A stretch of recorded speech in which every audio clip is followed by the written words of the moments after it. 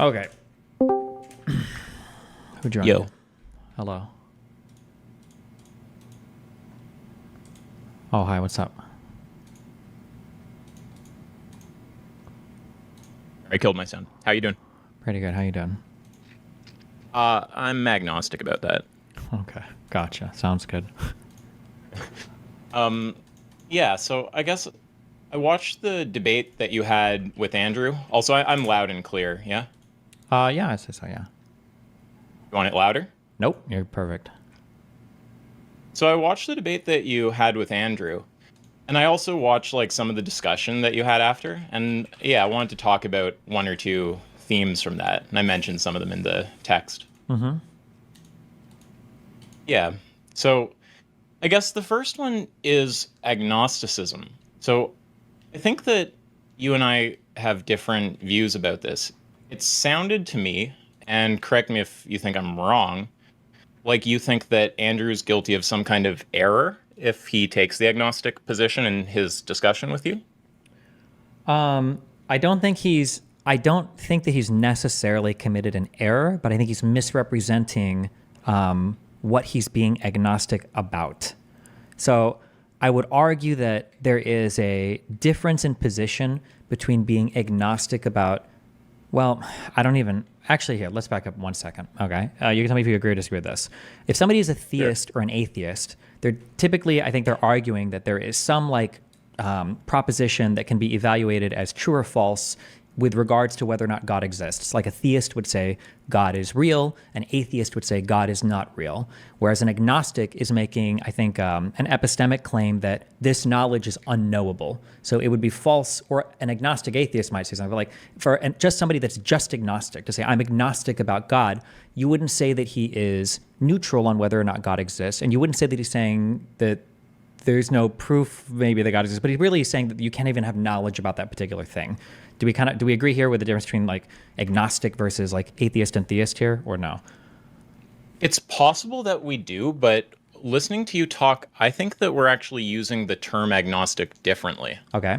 I don't think that you're using it in a way that's wrong or anything. I think that like if you look at the like I don't know if you bring up like the IAP or the SEP or something, I think there is a use of that term that means something like taking the view that you can't know the answer to a question. Yeah.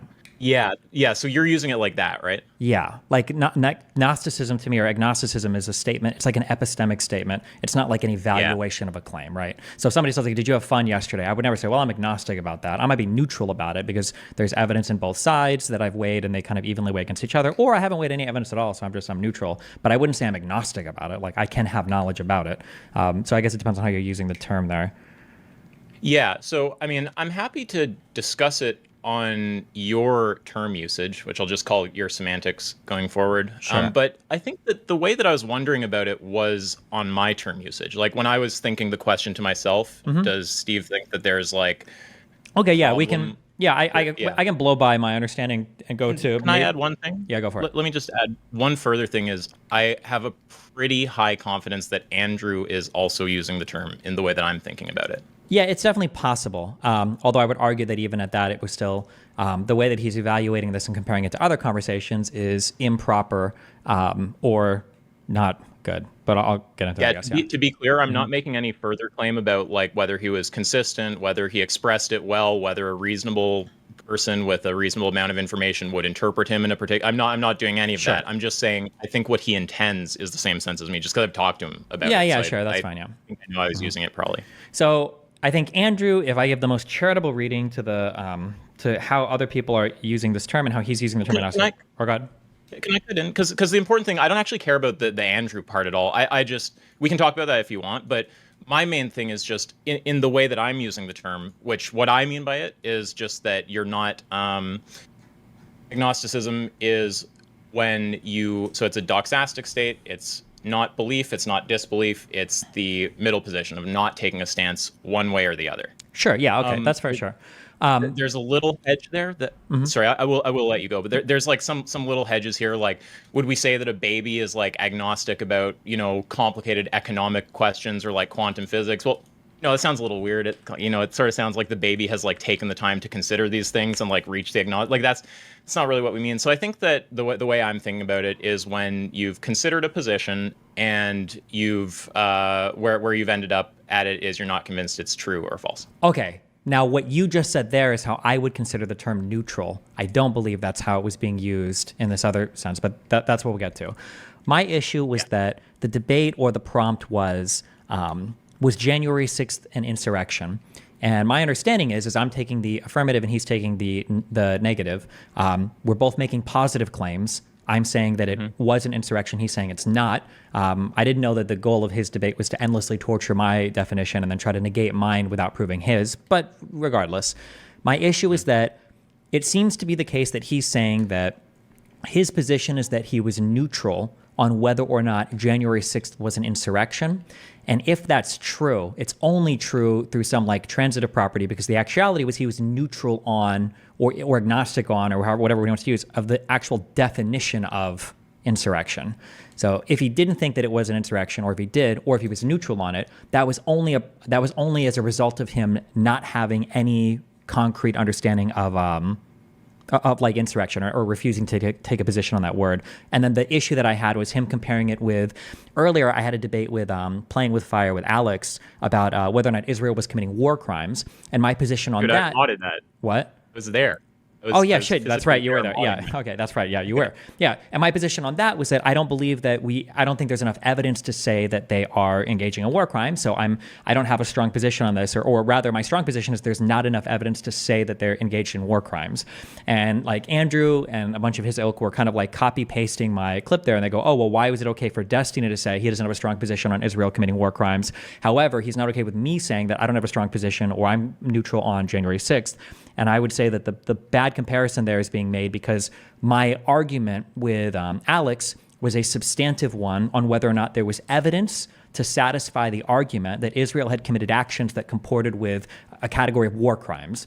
Whereas with Andrew, there was no substantive conversation. We just debated the definition of insurrection. To make it more comparable, either we would have had to agree with the definition of insurrection, and then Andrew would have had to have said that my substantive analysis didn't satisfy that definition, or my debate with Alex would have had to have been me debating him on, well, what is a war crime, what even qualifies as a war crime, and then not actually move into the substance of anything. That was my issue with his comparison.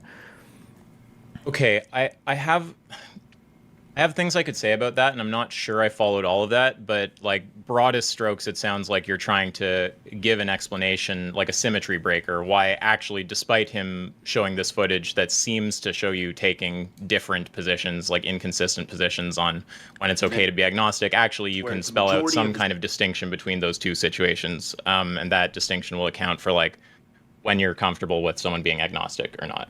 That's like what you're saying? Kind of, sure. Although, I mean, I could be a little bit stronger. I would say that you can be agnostic, or you could be undecided about the term insurrection. That's fine. But I don't think it's fair to say that you're neutral on whether or not January 6th was an insurrection. You would just say that you're neutral. You don't have a strong position on what an insurrection even is. Okay. Yeah. Okay, wait. So I feel like there's multiple topics. So there's actually a separate point. Mm-hmm. Okay, let's just close the first one first. Sure. On just because this one seems, I think now that we know how I'm using the term, I think this is uncontroversial. If by agnostic we just mean you're not taking a positive position, you're not saying it's true, you're not saying it's false, you're just in the middle, undecided. There's not a problem with coming into a debate with that position. That in principle is okay. Of course, someone could have done other stuff that makes it annoying, like said they were going to do otherwise or something. But just that alone is not necessarily problematic, right? I would say that for here one thing quickly. Can we just for my own brain, can we swap out agnostic with neutral? Is that okay?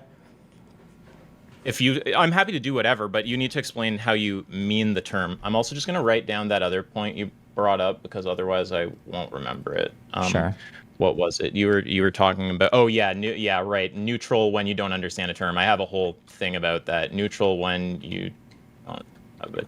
Okay, we'll come back to that. Sorry, I just typed in the DM, so you're gonna have a random list of no things problem. There, but yeah, so I do think it is problematic to come into a debate with a neutral position if it's like a more formal debate. I think that sorry, I'm just not following. Can you just explain to me what you mean by neutral, so I'm following what you're saying when you use that word? As in if there's a prompt and you're arguing in the affirmative or the negative for a prompt, or if you're arguing to come into that debate like neutral.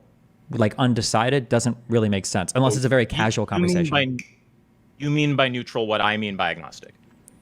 Yes.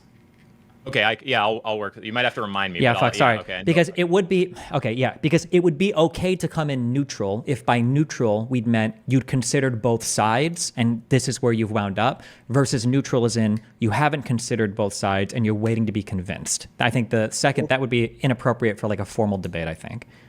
Okay, well, inappropriate. That's like, it sounds like it might be a thing about sort of what you'd prefer.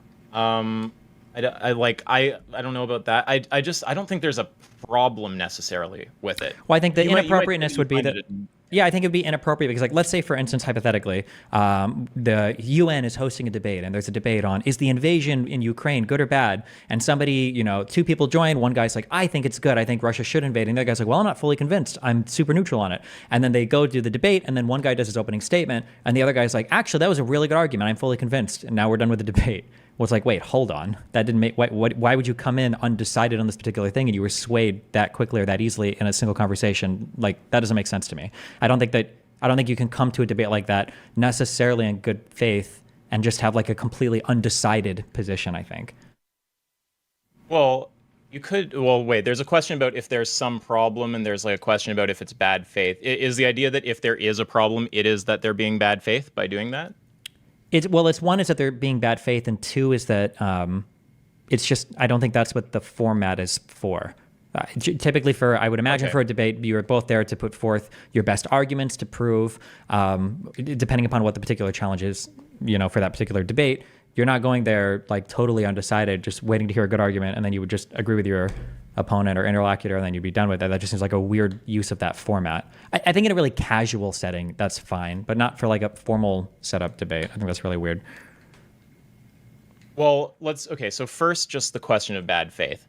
They're not necessarily bad. Like, just to take an obvious case, they could just be retarded. Like, imagine they're just an idiot. They come into this, like, you can see that case, right? Your UN situation, just the person is an idiot. They're not malicious. They're just stupid. Sure. Yeah, I would say I prefer the former word or the earlier word I use. I would say it's inappropriate. You could be stupid, and then so it's inappropriate. Yeah, you come in, you're like, oh, that was a good opening statement. Actually, I totally agree. Yeah. Yeah. So, well, yeah, it sounded like you had the two kind of issues. The one is the bad faith, Yeah. and the other Well, I is think with Andrew, I think it was bad faith, but you're asking me a more general question, and I'm trying to address the general question. I think it could be inappropriate. Yeah. Yeah, I'm trying to abstract this all out so it's very clear that like what we're saying here, it's not necessarily going to have it. Here, I don't want to go on that tangent, but I'm not talking about Andrew. I am. Yeah, talking we're about laying out general principles. What we say or agree to here doesn't necessarily apply to that conversation. You're just trying to get a feel of where I'm at. Yeah, sure. Yeah, like if the upthrust of this is like you think I'm right about the agnostic thing, and by extension, now that we know what Andrew actually meant, and technically he means, it's like if it comes down to the end of the day, you, Andrew, and I are all on the same page about the agnosticism thing. It doesn't have further entailments like that the debate was lost, that Andrew was operating in good. You could still hold all of those views. Like he failed the debate, he was operating in bad faith. Like I'm just talking. Yeah. Okay. So yeah, and then as for it being inappropriate, so this is the thing. Like I don't want to. We probably don't want to get into a huge like fucking metaphysics, metaethics kind of conversation, but like. When you use words like appropriate, to me, like I mean, it's unavoidable to talk about this, but like I'm an anti-realist. So when I hear words like that, I just think it's against the preference set of some relevant group of agents, right? Maybe when you say it's inappropriate, it's against like your preferences. Maybe it would be against the sort of preferences of the people who would be in the body, like what was it, the UN? So I could agree with that in certain contexts, like.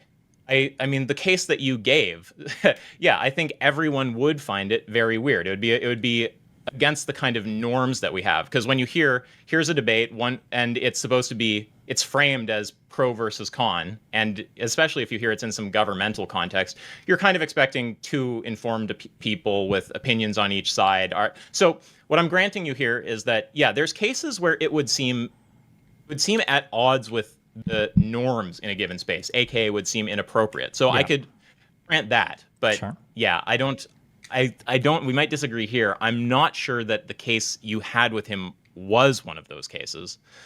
So wait, in principle, we agree you can have cases where it's inappropriate. You agree with me about that? Yep. We disagree, though. Well, sorry, I agree with you about that. That was your point. But then we disagree about whether this was a case like that. Now, if you're about to pull out some DM or something where it was made totally clear this is a pro v con kind of thing, or he had said something that really gave that impression, I would change my mind. Then it's kind of like there was a standard set. But if not, Sure. like, I would say that the standard, arguably, that would set, it was all public, but it was, I think I tweeted out that I was willing to challenge anybody on whether or not January 6th was an insurrection. And then Andrew was one of the people that rose to that challenge. And then Fresh and Fit agreed to moderate the debate on whether or not January 6th was an insurrection. And I would argue that the norms or the expectation going into that then is that you either have, there are two acceptable positions that he can take. One is that whatever definition of insurrection I give, I wouldn't be able to satisfy the conditions for that insurrection with the events that happened at January 6th. Or two, he would give a compelling reason why it wasn't an insurrection, I guess through some other form of argumentation, rather than like endlessly torturing my definition of insurrection, refusing to accept it, looping on two, I think, logical errors, and then doing that for 3 hours. But yeah, I have some things to say about the definition stuff too. But that, Sure. yeah, so although you let me know when you've burnt out on this, if you burn out before me. Okay. Yeah, so with the debate with Andrew and what the norm is supposed to be there. So again, like, I'm just an anti-realist. When I think norms, I just think there's some group of agents, they have some expectation.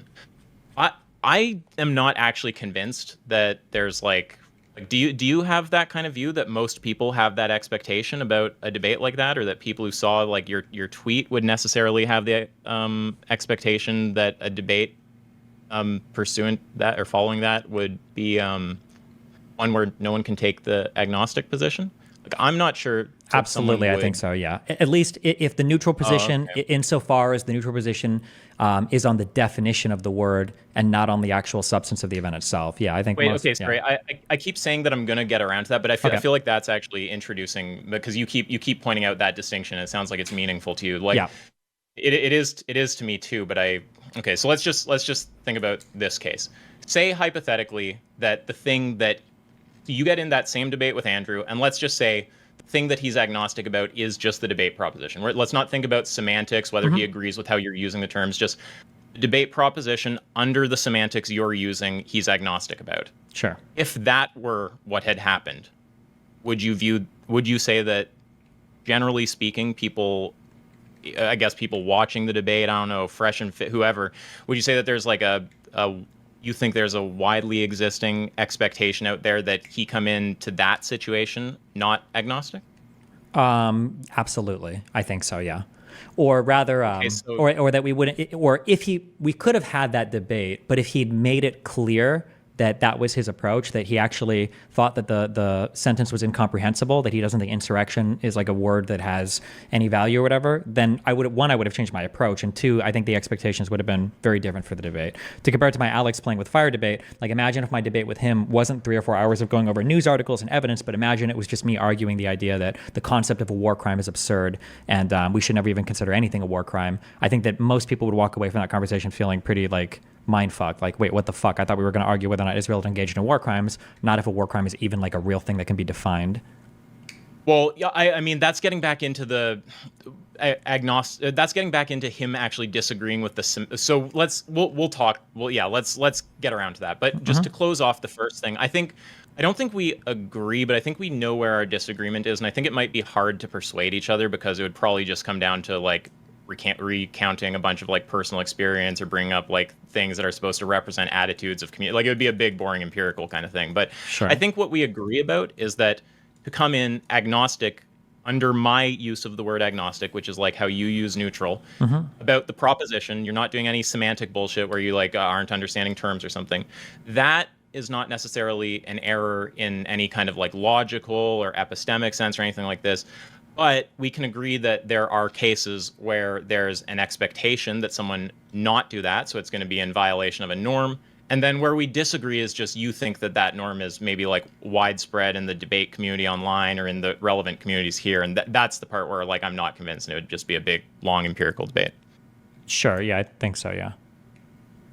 Okay. And I assume neither of us are actually interested in having that debate. I'm definitely not interested in that debate. I don't know if you are. No, I don't think so. I feel like the evidence for my side is pretty compelling, though. Well, you're trying to bait me into it now when you say that, though. Yeah, of course I am. I'm just Well, trying to think. yeah, I'm trying to think of like, imagine if you got into like a debate with somebody on like veganism, and this person had read like every single like Wittgensteinian book and every single thing on theory of language, and they just wanted to argue with you over like operative verbs or something about whether or not you could even issue a command to somebody, and then the entire debate was like 3 or 4 or 5 hours of whether or not a person could even utter commands and it'd be meaningful to another person or something. There's a confusion, though not necessarily yours, but the you're going back to talking about what the semantic kind of objection Andrew is running. What I was saying was in the case where so the thing that I'm saying, we agree about there's no logical error. We agree there's cases where it can be inappropriate. The thing we're disagreeing about, I'm talking in the case where he comes in, he's agnostic about the proposition, and he doesn't do any of the semantic stuff. I'm saying I'm not sure there's a norm against that in any of the like relevant communities here. Oh, it only depends when you say that.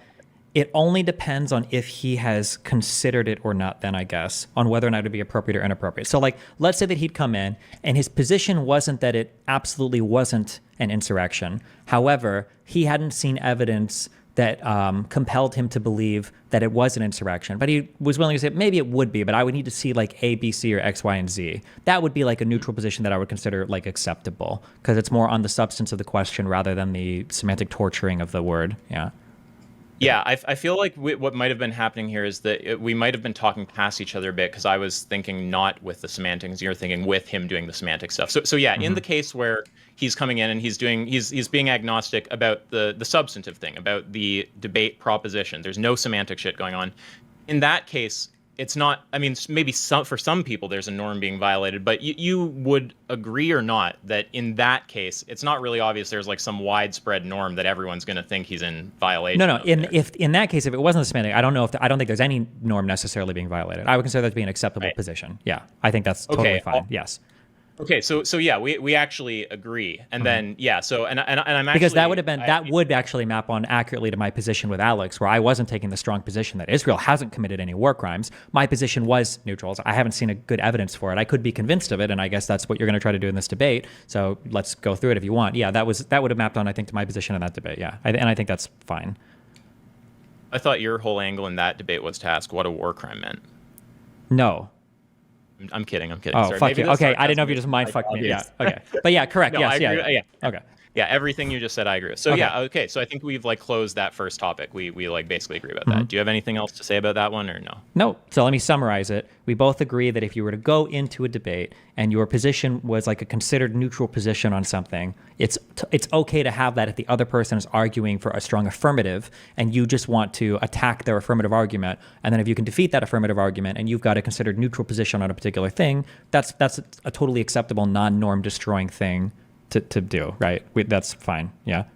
Yeah, like that's fine. I've phrased it a bit differently, but I agree with all that. Yeah, Sure. and like Okay. additionally, it's not like strictly logically or epistemically problematic or anything like Correct. that. Yeah. No errors have been committed. Yeah. And not even like a norm necessarily has been violated. Yeah. Okay. And then another thing. So one or two little closing kind of things about this. So yeah, I think that. Well, actually, let me just think about how to phrase this so we don't go down a crazy rabbit hole here. I think that there is value in the right circumstance to doing that. Okay, like I think so. Wait. First of all, in Doing terms of, what? You're right. I should have said what I'm talking about. Yeah, it's such a bad habit. You know, like this is actually a thing that I've been actively working on for years. Is not using words like that and it and stuff all the time when doing public communication. Because in my head, I know what I'm referring to, but everyone else loses track. It's like one of those little. Sure. I'm assuming when you said that, you mean the semantic torturing, right? I need to remember my own sentence. That might have been what I meant. You said in some cases there's value in doing that. Oh, no, not quite. I meant, so yeah, I was going to explain. Yeah. So I think, so basically forgetting the semantic part specifically, you could do something like this, right? I could give you no attack surface at all by avoiding taking a position. Anytime you ask me anything, I'm just not going to answer. I'm going to say I don't really see how that's relevant to the debate proposition. So you're not going to get me to make any statements. If you ask me questions, I'll not answer them. I'm not going to make any statements of my own. So you get no attack surface, right? But you have put claims on the table, and I'm just going to kind of drill at you. Yeah. Now, obviously, you and I both know that there's people who are imbalanced, like who are like only able to do offense in debate, like Darth Dawkins, and like fiendishly grasp for the offense position and do not want to play defense, right? Like Frankly, I think someone like Darth would benefit a lot from just having to play defense like that for like fucking like 5 years or something, right? Sure. But yeah, so I think you want ultimately to be balanced and to be able to do offense and defense. And I think that there is value to just doing defense sessions sometime. So For that's sure. one point. I assume you agree. Absolutely, yeah. And then, yeah, and then a further thing is just for you in the future. You can tell me if you agree with this one. I think that as much as we might want to, as much as you may argue like this was Andrew being bad faith, he was being annoying in various ways, and I'm open to all those arguments. I think that there's also a level where you can do something about it here, and that is clarify the semantics before going in on the debate, or like, well, wait, let's not talk about that. Just clarify the position at least of your interlocutor before going in. Like, if you don't clarify, you should assume that they might take that agnostic stance. If you're looking to like actually debate people who are going to take a stake in the thing and give you some turf to attack also, I think that you want to make sure of that at the outset rather than go in blind and find them in the agnostic position. You agree with that, or no? I'm saying preemptive work here is better than dealing with the problem when it arises. I think I kind of agree with you. I think I would agree in like 99% of circumstances. I think in this debate, fuck, I don't have our texts. I think that we knew that we might have even said this on stream. I don't remember if this was just text or we said on stream. I think we knew that there was going to be some arguing over the definition of it, though. So I was willing to accept some debate back and forth because I don't think very many of the facts are in dispute for this. So the debate is probably going to be over two competing definitions of insurrection. So I think I was more okay with it being a little bit more hazy going in. I just didn't know it would be necessarily this bad. Yes. Okay, I see. So you because see I think value. it would kind of be like me saying that like I am 5'8". Okay, that's a known fact in the universe. There's no way to argue in favor or against it, and I want to have a debate with somebody else over whether or not I'm tall. Right? The argument of whether or not I'm tall is going to follow very swiftly from our definition of tall. And so I imagine the majority of our argument is probably going to be over that particular definition. And so for January 6th, there are very few facts in dispute if you really want to get into the substance of it. Well, I think there are very few facts in dispute if you want to get into the substance of it. So it makes sense that a lot of the haggling is going to be over the definition of insurrection itself. So I was willing to accept that much, but I thought I would have a competing definition to work against. Yeah. Yeah, so it sounds like you're saying, yes, I agree, like generally, or at least a lot of the time, if I want to not end up in this situation, the optimal thing to do is just going to be to clarify the position my interlocutor is taking before the debate happens and make sure they're not going agnostic. But having said that, there's certain cases, like this Andrew case, where I would rather not do that. And the reason is because I think that the debate will be mostly about the definition used in the debate proposition. Yeah. Sorry, I'm trying to remember your train of thought for the last bit there. There's cases where you want to repeat that last bit for me again with you do want to not get the clarity about their position beforehand in certain cases. Well, I understand that that's going to be like a big because subject. You think that's the whole. Yeah, because right, because you think that thing what their sorry, let me think of how to say this. Yeah, okay. I don't know how to verbalize it. I can kind of see what you're saying, I think. I think basically, I usually write out beforehand like my debate strategies, debate goals, or whatever. So the thing that I'd written out for the strategy for this debate is number one is to find an insurrection, and then my definition of insurrection is obviously preferred. It is the legal and historical backing. If he rejects my definition, he needs to provide another one with proper historical legal backing. And then number two, my second step for this debate was if my definition is granted, then ... Basically, my argument is over. I've won. Like the definition of insurrection here is going to logically lead into, unless he really wants to try to fight on the facts, is impossible. And so, like as alternative strategies, the other strategies that how he could respond is one is he has to define insurrection differently. Two is he has to pivot to other cases to say my definition is too broad. Three is that he's going to find a way to weasel out of the particular insurrection definition of saying like, well, if the thing didn't work, it couldn't have been an insurrection, so it's fighting the definition. And then four is to appeal to criminal charges. So he did 3 out of 4 of these. So I kind of have it identified like what are the other ways he could move. But this is kind of how I saw this particular debate going because the definition here is going to define the rest of the debate so much. So all this to say, like, I agree with what you're saying principally, But I think in certain debates, it's going to make sense that you're like, imagine if you want to have a debate with somebody and the debate is like, is God real? And the guy's, his definition of God is just God exists in all living things. And it's actually immaterial and you can't see him in any way, size, shape, or form. I believe in the clockmaker God. And it's like, okay, well, fuck me. Why the fuck did I even argue this? Like, this is retarded. I guess I agree then, if that's how you define it, right? So that's I'll let to say that. Okay, so I feel like I understood most of what you said when I was trying to summarize it, and then I kind of at the end it disintegrated a bit. So I understand that you think, generally speaking, if you want to avoid ending up debating against an agnostic position, for instance, if there's some kind of position you don't want to end up debating against, the thing to do is just to find out at the outset if that's the position they're taking. Sure. You think that there are exceptions to that? You think the Andrew debate is one? I'm a little bit unclear about why. I know you can probably go into a thing about why, but I actually suspect that the thing about why connects to this whole second topic, because we keep touching on it. You keep talking about the semantics. You keep talking about debating definition. So I feel like we should actually kind of go into the second. And if we want to loop back to whether you now think my suggestion of always clarifying it at the outset is good after, I think actually I think I changed my mind. The idea of so I said clarifying in the beginning. I understand that we're going to be fighting over this.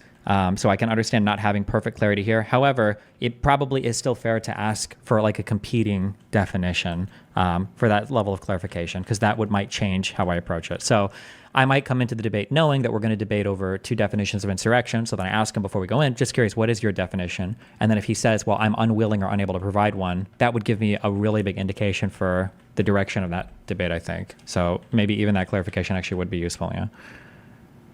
Okay.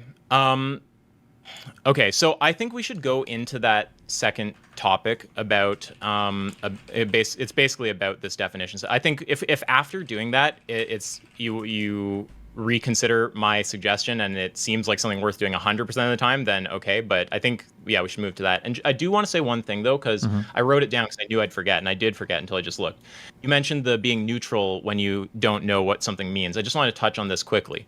Yeah, there is such a view as being not even agnostic. And he was laughing at you when you said this, and I told him he was actually wrong about it after Andrew, because what you said was right. The blub thing? Exactly. Yeah. If I say to you that my favorite food is a gefarfelbarb, you are not agnostic on that proposition. And an easy way to show this is say that it turns out that gefarfelbarb actually is, let's say that it turns out being an adjective, so the sentence isn't like even syntactically correct. It was supposed to be a fucking noun. Now it's like literal gibberish. Yeah. That doesn't even have a truth. It's not even something that one would be capable of being agnostic about. It's not even a proposition. Yeah. So yeah, the idea that you can be, that you really, all these things, belief, disbelief, agnosticism, degrees of credence, all of that, we can just label that as doxastic states of mental states about beliefs. Yeah. The idea of having a doxastic state prior to comprehension of the thing you have a doxastic state about is insane. That obviously because if I'm understanding that, doxastic state implies some level of understanding and some level of consideration, right? Yeah, you wouldn't say that like, oh, how do you what? Not necessarily consideration, but I mean, if it depends how you define that. You could make it so that it has to be consideration, but definitely understanding, certainly understanding. Yes. Like I feel like it would be strange if I asked somebody like, how did you feel about the movie Interstellar, or do you think Interstellar is a good movie or not? And somebody says like, well, I'm neutral on it being a good movie or not. And then you find out they haven't watched it. It's like, well, it's not really that you're neutral. You don't even have an opinion. You haven't watched it yet. How can you say you're neutral? But like, I guess they could theoretically say, well, I'm neutral in that I haven't been convinced one way or another. But that I think that has a different meaning, even though it's the same word, as somebody who's neutral after considering both sides, right? Yeah. That's right. They're just equivocating on neutral. That's exactly right. Yes. Yeah. Okay. Yeah. Yeah. So no, in neutral in the sense that we're using it, which is to mean that you've considered some proposition. I guess, well, yeah, that's how we're phrasing it, right? Yeah. You consider some proposition, and the doxastic state you arrive at is one of no credence for or against. So you're just in the middle. Yeah. That it literally had built in the definition that you like thought about what the thing is. Like, it's just, let's just make it a sentence so it's really simple. You can't have a doxastic state about something you don't understand. Yes. You don't know the meaning of it. You can't have a fucking doxastic state about it. Yeah, I agree. Yeah, so you're right about that. Okay, so let's talk about that other one. How's your stamina going here for this? You good for another or no? It's okay, but let me use a restroom. I gotta pee real quick. 1 second. Okay.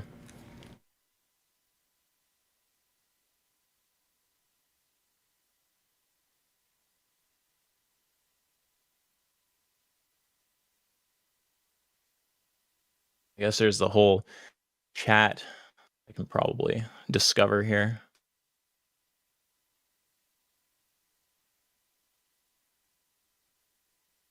Although I don't know how much this chat likes me, but I'll read you guys if you have some shit to say.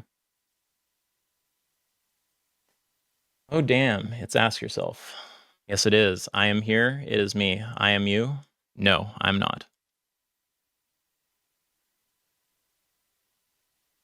There's a great video analyzing Destiny's L and the labor theory of value. I was upset about that, but let's water under the bridge. I think we're getting along now. I also suspect that Destiny could probably beat Jack if he took the time to understand some of what was happening there. That's my view. But yeah, I do think there are some problems there.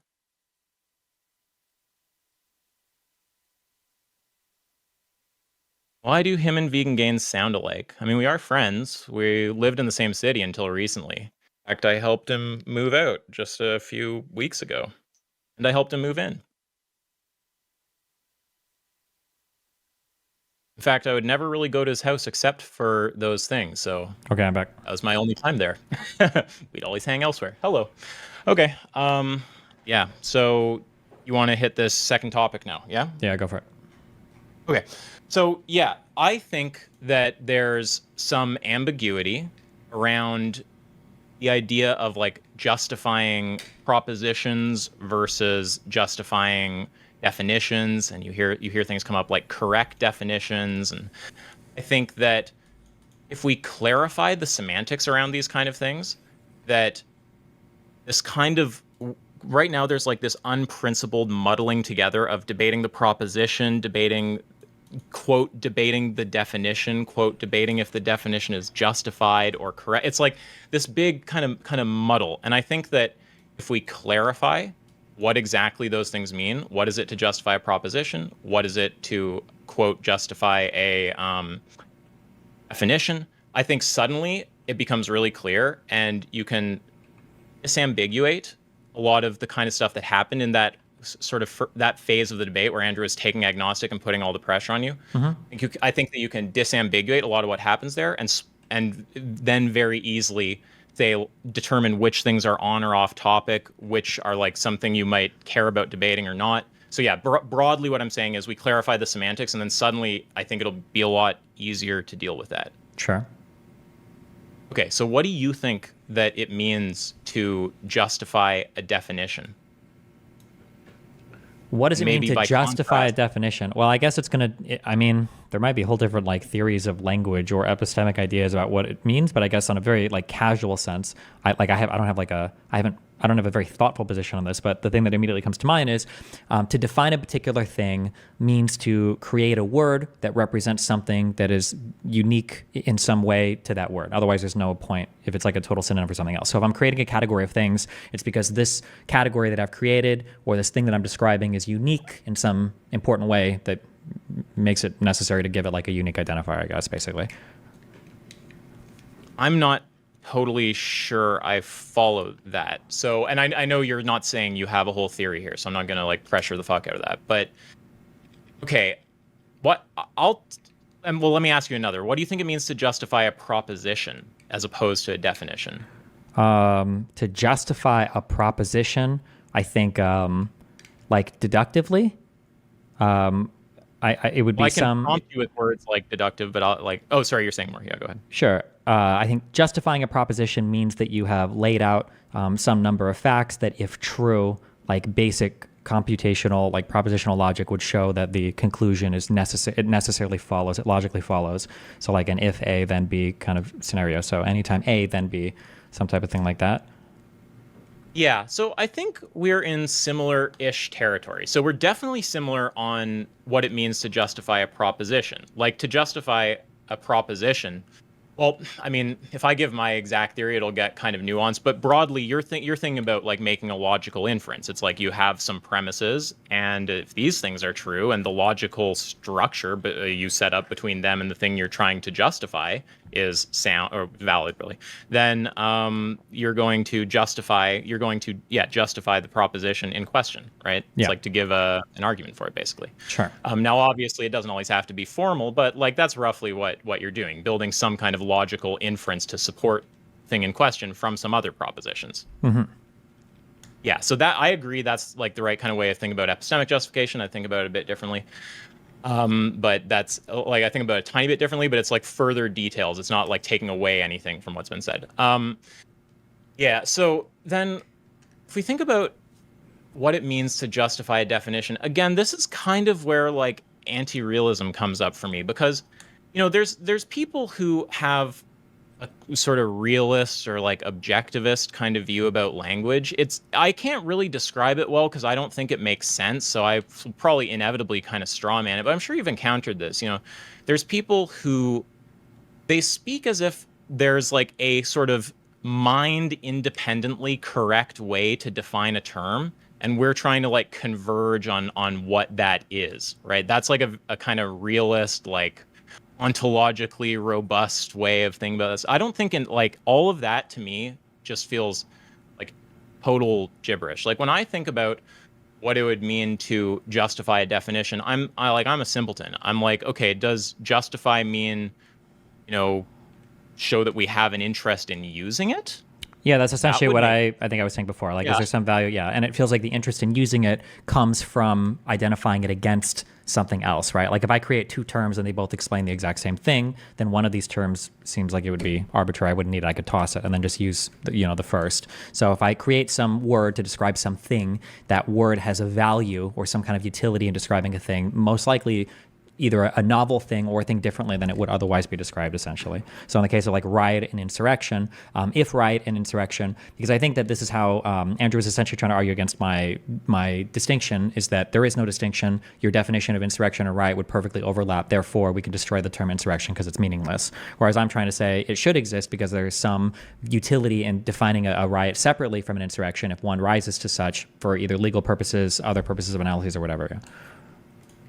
Let's just clarify what you mean when you say should, which I know is like kind of annoying, but like I think it is going to be relevant. Like when you say we should do any given thing, all you're expressing is a preference for that thing, right? You're not some kind of like realist about this. When you say like Yeah, we should go to the mall. contextually, I'm really, really far away from any like fundamental metaphysical statement on the existence of concept. I'm very, very like down in the applied level. So like if I say we should do a thing, it's because it provides some utility or purpose, like that comports with some other system that we all kind of agree satisfies some preference, right?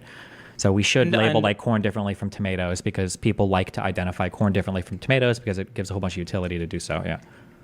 Exactly, right. And I don't think you need to take this like strong philosophical, position that you're an anti-realist to do that, right? Like because the thing is the way that you're using the word should, which is basically just interchangeable with like I have a preference for or some relevant agent has a preference for this thing.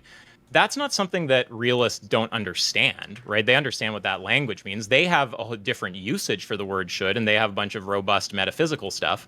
But you don't have to make a statement on that, right? I'm trying to kind of say you're not actually sticking your neck out philosophically if all you're doing is you're going, I'm not saying realism is false or anything. Just when I use should, this is a usage I can understand. So this is currently. It satisfies like the ordinary norms of language in this regard, basically. Like ordinary norms that I wouldn't expect anybody to fight on in this debate.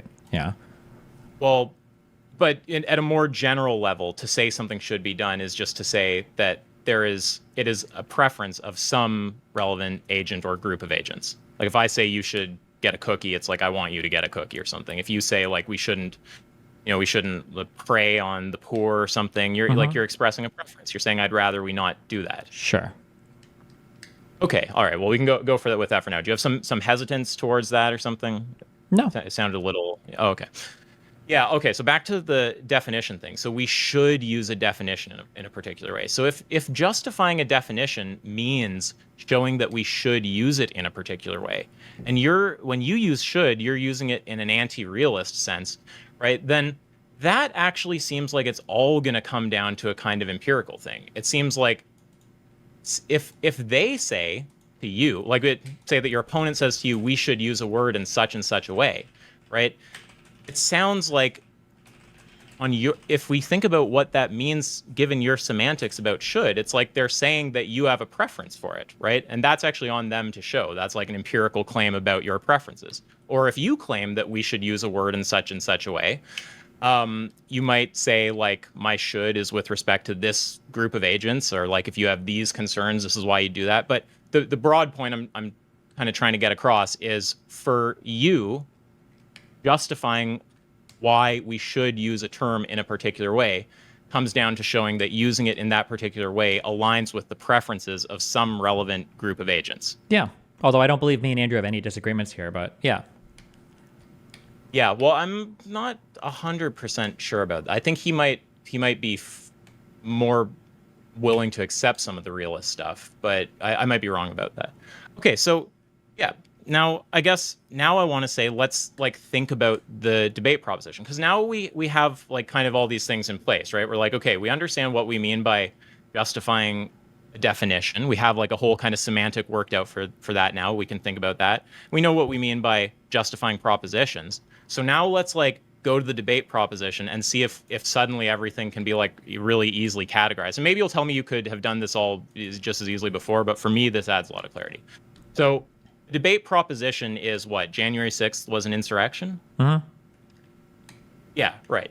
So say that debate opens, and then the first thing that he starts doing is criticizing your definition or something like that. Yeah. Is he actually arguing about the debate proposition? He could be. No, it's not clear that he is.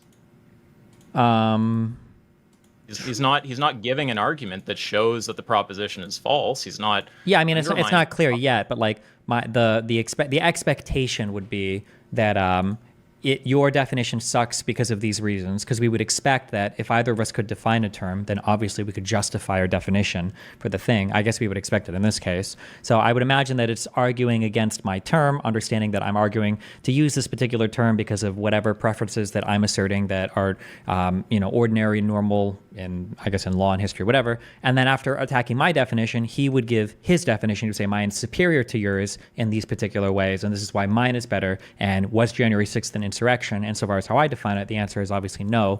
And I'm going to fight for why my definition is superior to your definition. That's what I would have expected. Yeah. Also, So as a way to further the norm thing, like Myron did even ask at the start of the debate, like, hey, let's just say what the definition of insurrection is now so that we can agree on that. So like even Myron's expectation is that it wouldn't be like a huge point of disagreement between us. Yeah. Yeah. Let me think about it. Let me just think for a second. Mm-hmm.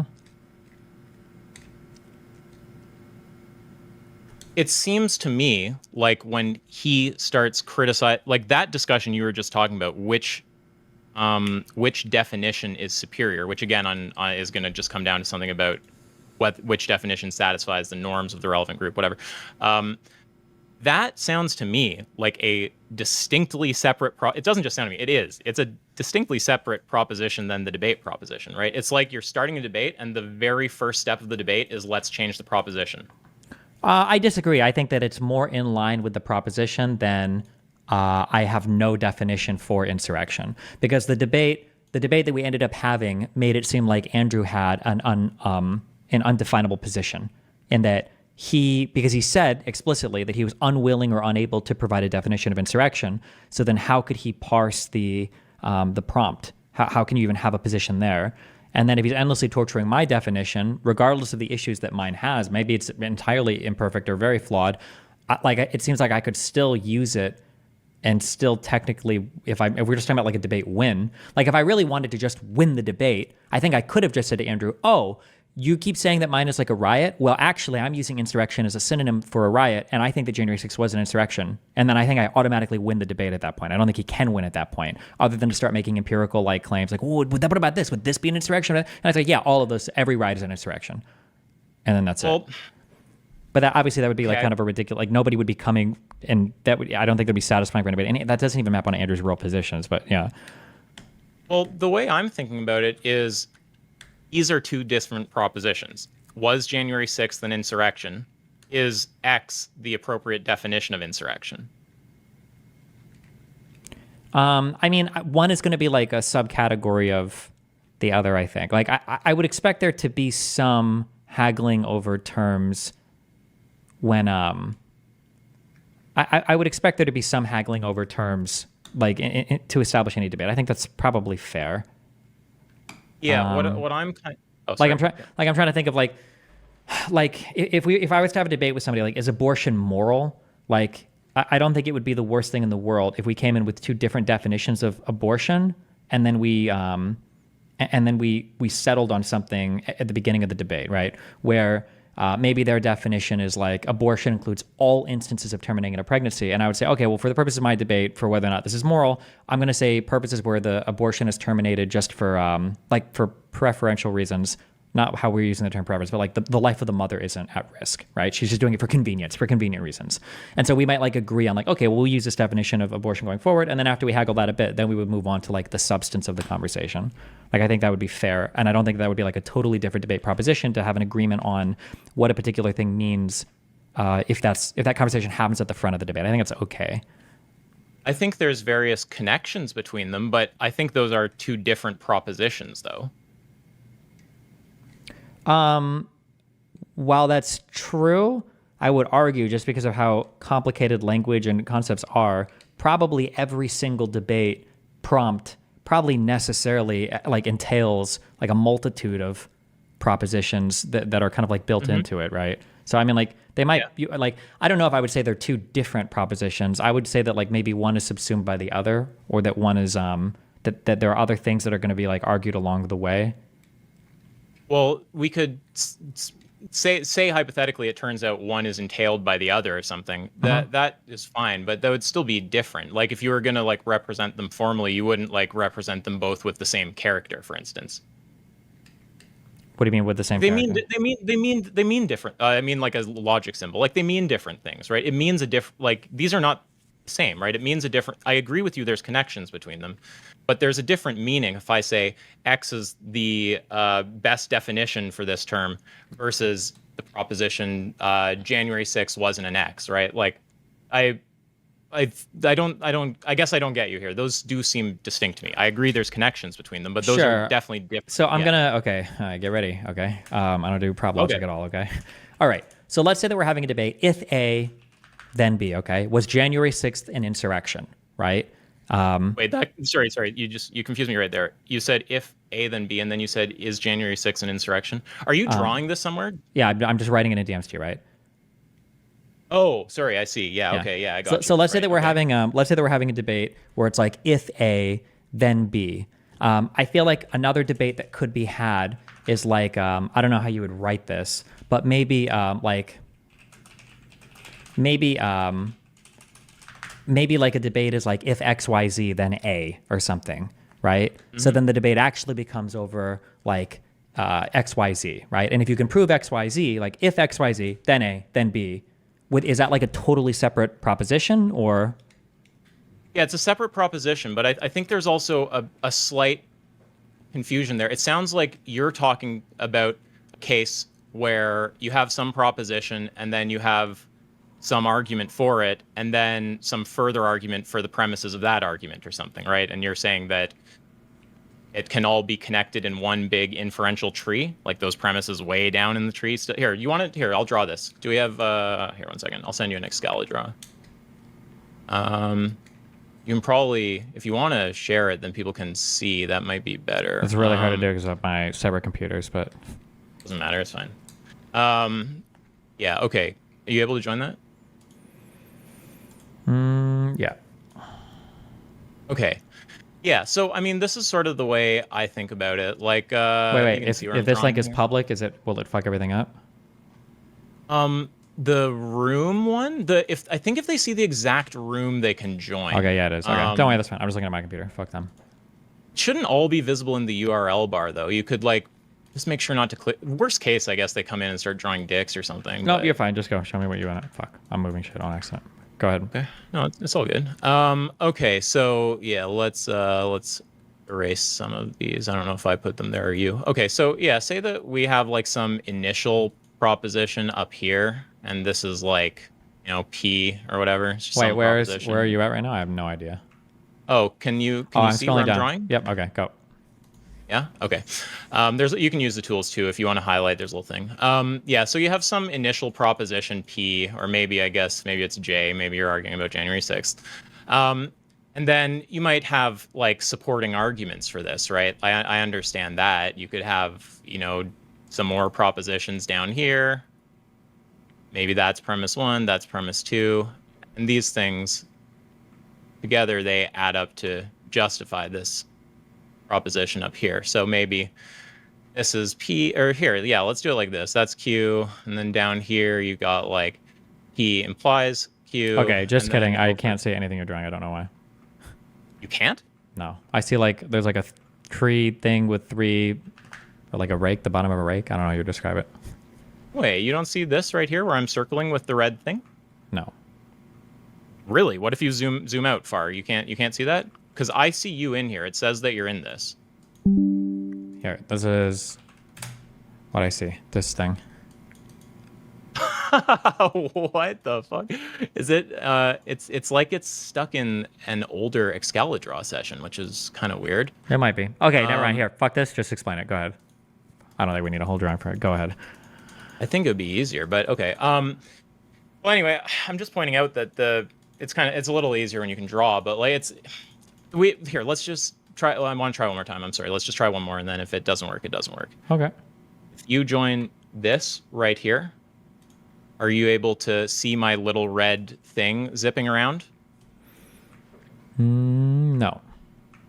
Okay, never mind. We'll drop it then. Yeah, well, anyway, I'm almost forgetting the point now. I agree, though, that you can have an argument, and then you can have further arguments for it, and then if those fail to, those rely on premises, which are then falsified, then you're going to have that problem go all the way up to the tree and undermine the initial proposition. So I agree in that sense that you can have like an important relationship between two propositions. But the broader point that I'm getting at with all this is just that they are distinct propositions. And I think that if you, well, yeah, so let's start there. You agree they're distinct, right? January 6th was an insurrection versus X is the appropriate definition of insurrection. Maybe like in a very formal logic sense, but I think informally I would expect this to come up in a debate. I think it would comport to the norms very easily. But I'm asking a very specific thing, which is if they're like Very literally the specifically, same. I mean, if a proposition is contained within another proposition, does that mean they're distinctly separate propositions, or? Well, I'm not sure if I want to agree with the language of contained, but yeah, you'd say they're separate. If you had like two, Then I would propositions- say yes. Yeah, I guess they are separate. Yeah. Yeah, like you could have something. Yeah, okay. Well, I won't go into the logic, but yeah, you could have a proposition that's compound that like contains another or something. Sure. Yeah. Okay. So anyway, what I'm getting at is that this is like I can just kind of tell you how I would handle it, and you may or may not like this, but like I guess what I would do is I'd want initially to get clear on the debate proposition under a specific semantic. I don't want to enter a debate where it's not clear that there's a debate, right? If you guys don't agree on the semantic going in, it's not clear that you actually have a disagreement, right? We agree about that. Oh, voice crack. We agree about that, right? Yeah, in a formal sense. Although informally, I know that we severely disagree on this. Obviously, I would know that. Yeah. Like he's not neutral. I know that he's not neutral on the position, and it would seem strange to accept the debate if we didn't agree on it. So, but I mean, in a very formal sense, sure. Yeah, right. So, and I'm not saying you need to be some kind of formal robot, but I think that you can do a bit of differentiation here and it would be useful. At least it's what I would do. So in this kind of situation, if I have a debate, so like the first thing is I'd want to actually clear up the semantics so I know that we're thinking about the proposition in the same way and there's actually a disagreement. If I didn't have that, I wouldn't go into a quote debate. I would go into an exploratory conversation to see if there's a proposition we disagree about. Because otherwise, you can be having a conversation that's really just about working out semantics, and the other guy can be playing it like it's a debate that you're losing, right? Like Yeah. that I don't like that at all. I think that if what they're actually trying to do is they don't have any argument for or against the debate proposition, what they really want to do is try to find some like uncomfortable consequence of your semantics or something, that's like a different debate. They want to debate you about whether your definition is the appropriate which is what I said right? in the beginning. Like, I wouldn't necessarily be opposed to that, but I would have been opposed to that under this framing. Like, if it was like the debate was like Destiny's definition of insurrection is insufficient, or Destiny's using a poor definition of insurrection, or insurrection isn't like adequately definable or differentiated from riot or something, that would be more honest. And I probably would have even prepared for that and had different rhetorical tools available for that if I would have known that it was going to be the entirety of the debate. I just assumed that the definition hashing was going to be like part one of like 3 or 4 or 5, not the entirety of it. Yeah, that, which might have honestly been a fair assumption, but yeah, it didn't pan out that time. So yeah, so I mean, what I would basically say is ideal there is when he starts doing that, if he's going to instead of arguing about the debate proposition, try to have some separate argument. This is actually what I would do personally. I would say, okay, I see that you're trying to go down some kind of road there, and I'm happy to talk about that. You know, if you want to have like a separate conversation, if you want to have a debate about what the appropriate definition is. But what we came in to debate today was under this specific semantic, whether this proposition is true. Now, here's my argument. Which premise do you object to? Right? So you can just totally avoid that entire rabbit hole of Sure, by asking at the outset. Yeah, I kind of got there towards the end, but the answer that he gave I wasn't expecting. I think that basically the way to inquire on that is like, okay, well, what is your definition of insurrection, or how are you using this? And then he had absolutely no definition for it. And then he, in my opinion, he lied. Well, not in my opinion, he absolutely lied. He said, well, actually, he's neutral on it, when I know that he's not neutral on the proposition. And in common speak, if he was talking to other people, would say it absolutely wasn't an insurrection. So yeah, I didn't actually think he would go that far and to pretend that he was neutral on the topic. Yeah. Yeah. So, I mean, it seems, yeah. So I guess that in my mind, what's happening is there's supposed to be a debate on something, and really they're kind of starting a debate on some other thing with you. And then it's going down this weird, like, side tangent. And the thing is, what I think is you should basically dial in the semantics and then force them to actually debate that. And if they try to have a separate debate about whether the definition is the right one, you could be like, oh, like I'm open to having that discussion. It could be that you could give me considerations that would lead me to like use a different definition or something, but that's not what we're here to discuss, right? We dialed in the semantics already, and the question is whether it's an insurrection under these semantics. Mm-hmm. Separate questions about whether these semantics are semantics we should care about, whether they're the common legal, those are all different questions and all different debates. So you kind of make them like actually pick the thing that they're going to fight you on, not like allow this kind of weird amorphous like oscillation between different like semi-formed debate topics. Like that's where it gets all fucky. And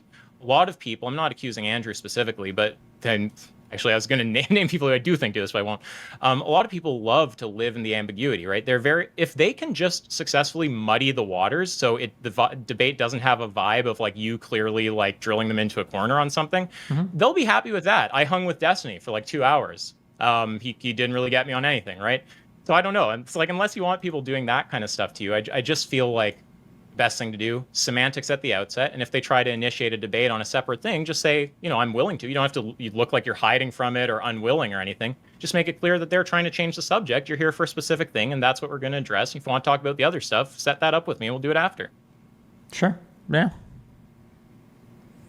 Okay. Yeah. Okay.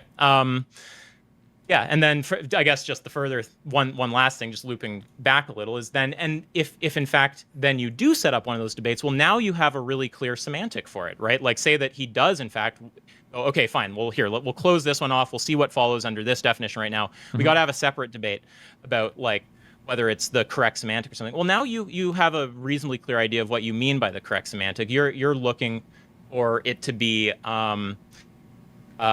basically they're trying to persuade you to have a preference to use it, right? And now that's I guess let me just collect my thoughts. Now that you have a clear semantic for what it means to have the correct semantic, that's a pretty easy discussion to have with him. If he wants to have it with you, now on your anti-realist semantic, you can just go, oh, okay, wait, you're saying some other semantic is preferred here. Well, yeah, I mean, it's on you to show that, right? Go ahead and do that. Yeah, I don't think I necessarily disagree. I didn't expect this one to be as painful as it was. If I would have known beforehand, then yeah, I would have just clarified that going in. Of course, we're not going to have this. Yeah.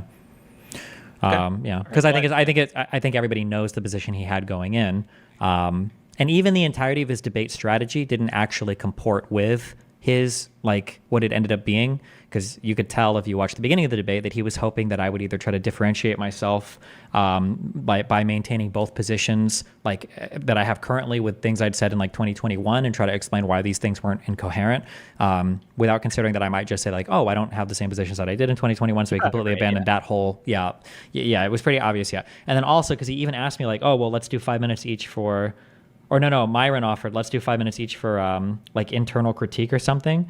I'm so curious if I would have done it on his position, what would that have even looked like? Because he had no position. I don't know what it would have looked like for me asking him questions for 5 minutes. Like, what could I have possibly asked him if he would say, oh, well, I don't have any position on this. I'm totally neutral and I don't even have a definition for insurrection, you know? Yeah. Yeah. Well, I mean. Oh yeah. Andrew requested it. Yeah. I have no fucking idea what I could have possibly asked him that he could have answered. Yeah. So you're kind of wondering about like how would you cross-examine someone who's not giving you anything to attack? Yeah, there would be nothing for me to cross-examine, right? Well, I mean, it kind of depends on how you think about it. Like if the goal is to show that he's making like a logical error, yeah, I mean, if he's not going to put any propositions on the table, you're not going to be able to do that. You need at least two to get a contradiction, right? Yeah. So that's not happening. So you can't do that. Yeah. But I mean, it depends on what you want to do. Like if you wanted to show, for instance, that he's being unreasonable or that he's being bad faith. Yeah, but then then it becomes like a weird meta critique or whatever, and it's just like, well, I don't even want to like. Well, why did you come here without a definition? Like, I don't like. Yeah, it just feels unsatisfying, I think. So it depends on what you want to do. So yeah, like if that feels unsatisfying and what you're looking for is something like false, showing he believes something false or that he's got inconsistent, yeah, you're right to say you can't do any of that if he doesn't give you a position. I guess I was just saying there are theoretically other things you could do, like unrelated to the prompt. Yeah, you might not be well, they're related in a sense, but they're not related in the sense of not logically related or established. Yeah. Right. Yeah. Right. You're not doing something to establish the epistemic status of the proposition. Mm-hmm. Yeah. But I mean, so for instance, like if you and I got in a debate and I somehow I really fuck you over, but like the whole way I did it was by pretending I don't know what like cat means or something. Like, I mean, depending on your goals, you may very well just cross-examine me and go, Isaac, what's a cat? Like when I just refuse to answer that and go on crazy loops to avoid answering it, I mean, that's going to look pretty bad. Yeah. So it depends on your goals, right? But if your goals show logical error, yeah, I can't do that. If your goal is just to show there being bad faith, you might do that. But I also understand not wanting to get into some stupid meta thing. So. No. Yeah. Right. Okay. Well, it was nice talking to you. I don't know. Do you have anything else or no? No, I think that's it. Have fun. Be careful. Okay. All right. Bye-bye. Bye. Jeez. All right. Okay.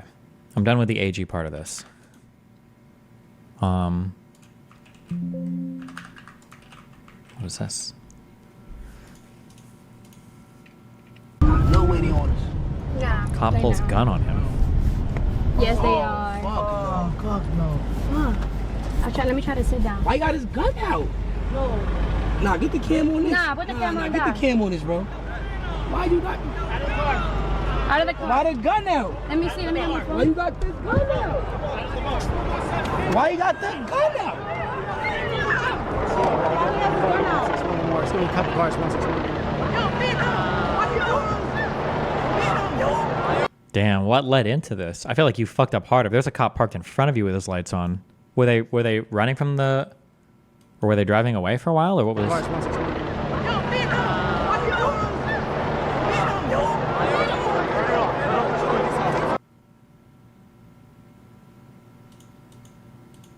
Rip.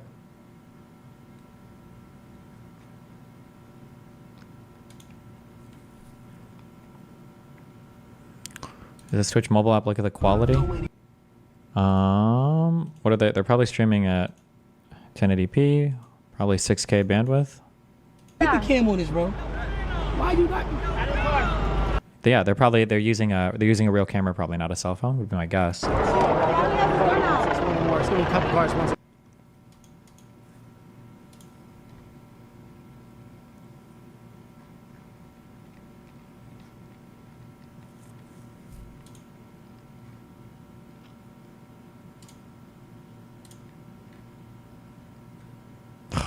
How do I go to the... No waiting orders. Yeah, right now. I want to like... Chat is not available as the VOD is expired. Oh, so there's no VOD anymore? Fuck me.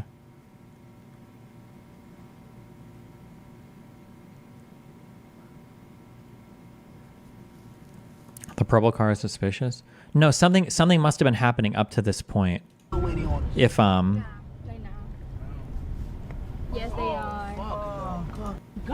Bro. because there's literally like a cop car like with lights on in front, and you've already got a cop behind. Something led up to this. I just don't know what. Got the gun. I have no idea what led up to this. I can't know. I have no idea. Rip.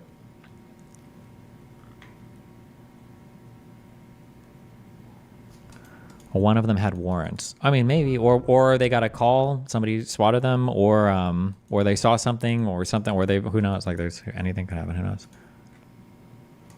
Does running from the cops justify them pointing a gun? Depending on what the call is for, what they suspect you for doing. Yeah, of course.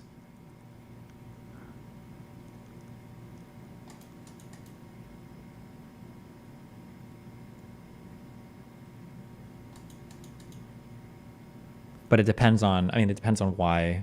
Like if they think that you've committed a deadly crime, or if they think you're armed, I think police can shoot at you if you try to escape. But if it's just like a traffic infraction, probably not.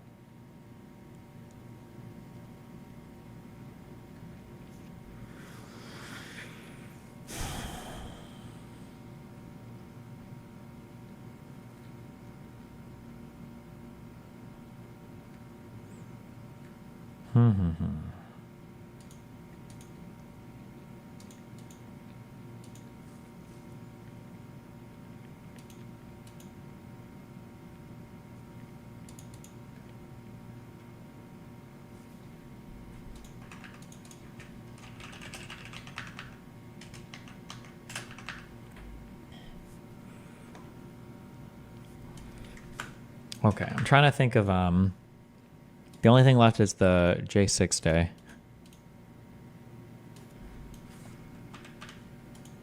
So we would probably, the first thing we'd probably talk about are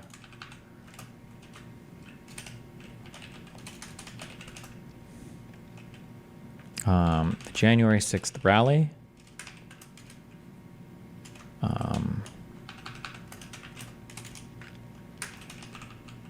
Talk about Ray Epps, embedded intelligence agents, because people want to talk about that like the day before.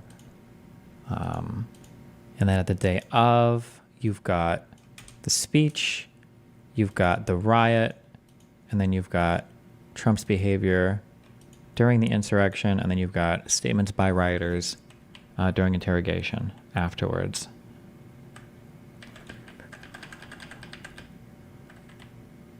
If I just spent like 8 hours doing this today, or not today, tomorrow, I could just do this in 8 hours. I should just take one day off and just do this. Or ignore chat.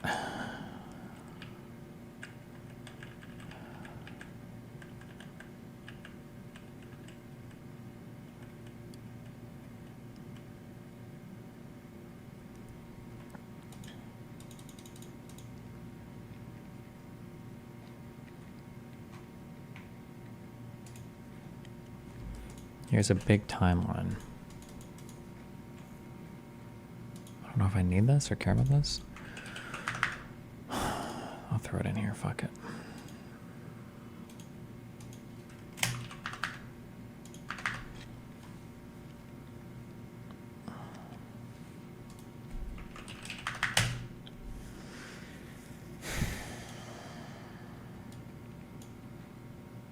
Okay. I love you guys. It's been fun. I'll see you tomorrow. We're going to cappuccino, papa channel. Hopefully tomorrow is a normalish stream day. We'll see. Be careful.